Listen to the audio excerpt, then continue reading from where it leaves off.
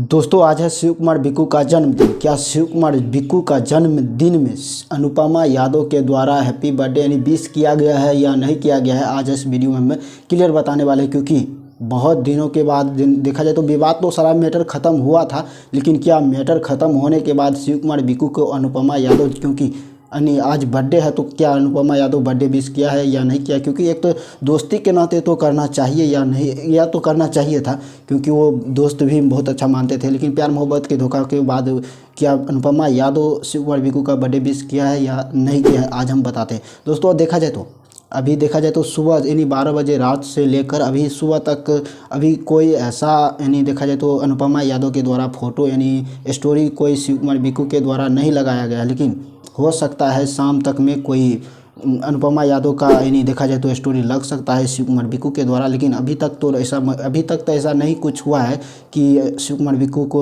बिक्कू के लिए अनुपमा यादव स्टोरी लगाए हैं या फ़ोटो यानी कुछ भी अभी तक बर्थडे विश अभी तक नहीं किए हैं। लेकिन शाम तक देखते हैं, और कुछ भी ऐसा इन्फॉर्मेशन आता है तो आपको बताने का पूरा प्रयास करेंगे।